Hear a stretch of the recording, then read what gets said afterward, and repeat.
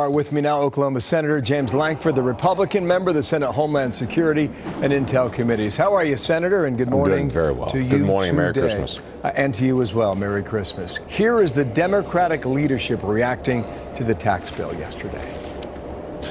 We have a simple message for our Republican friends. Republicans will rue the day they pass this bill, and you can bet Democrats will make sure of that. American people saw right through this brazen con job Republicans tried to sell them. And now it is your turn. Rue the day and a con job, Senator.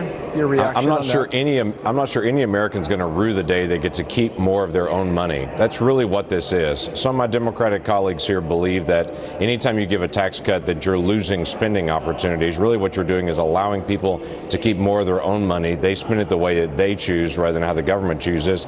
They can save it, they can spend it. Both of those things help the economy. As the economy grows, more people have jobs, they make more money, more tax revenue comes in.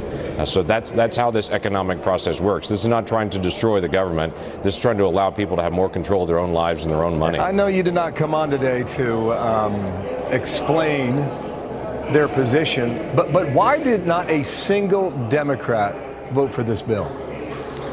Obviously, they'll have to speak for themselves on it. A lot of the pushback has been that they wanted to be able to see tax reductions for those in the lower end, in the middle class, and to raise taxes on the wealthiest individuals, and then to raise taxes on businesses, especially on privately owned businesses, small businesses, pass-through businesses. I heard a lot of statements to say we want to cut corporate rates and we want to cut the rates on the lower class and middle class, but we want to raise it on the other areas to be able to offset that. I just think that in this economy, with it being so slow and so down, everybody needs a tax cut. Everyone needs a reduction. Allow that money to flow. And I don't see a difference between small businesses and big corporations. Both of them need to have some tax relief.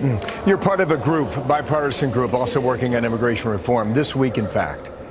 Did you win a Republican vote or two during those immigration negotiations to get them to a yes on taxes? Actually, they weren't really connected. Jeff Flake talked often about he wanted to make sure that we were going to have a vote on DACA.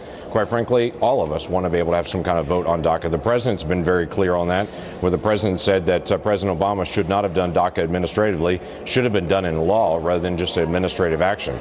So President Trump has put a deadline for the first week of March to have a legislative solution for DACA. But with that, you can't just do DACA. You've got to do border security, you've got to do chain migration, all the things that are around DACA. If you just try to work through the DACA process and ignore everything else, you're going to have another DACA problem in just 10 years. Well, that might be the so target. We got to solve it. That might be the target come January. We'll save that for another day. President Trump repeatedly says he will not fire Bob Mueller. Yet, Senator Mark Warner, the Democrat from Virginia, said this just yesterday.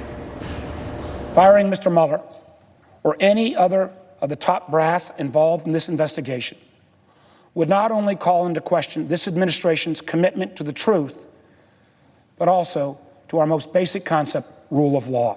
You see him often. Why would he suggest that?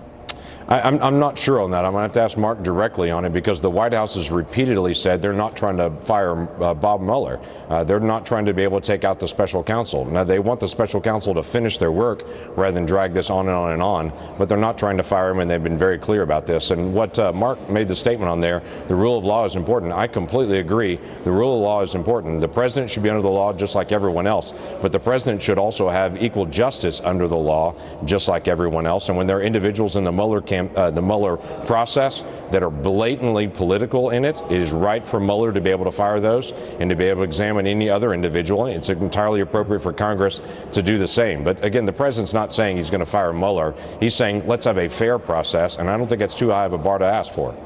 Do you think Bob Mueller has a credibility problem?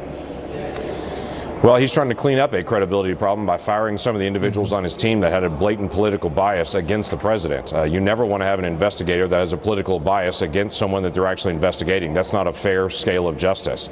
So Mueller can finish his investigation best by staying out of the media, avoiding leaks, and by making sure everybody on his team treats everyone fair. So is that a yes or a no on the credibility issue? No, I think he has had a credibility issue the last couple of weeks as more information has come out about it. I think historically he has not. He's always been a straight shooter on that.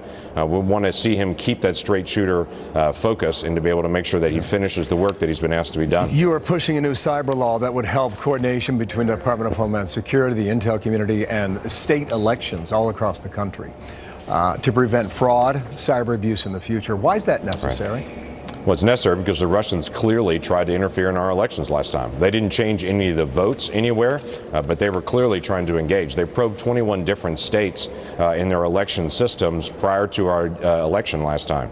So my focus is let's help the states, knowing that the states are in charge of their own election, not federalize the elections. States run the elections, but let's make sure we're helping the states think through the process. Let's also make sure we streamline the connections between the federal government and the states. So if there's a problem in one of the states, somebody from the FBI can contact them quickly and say there's somebody trying to probe your system. And let's also make sure the state systems are auditable.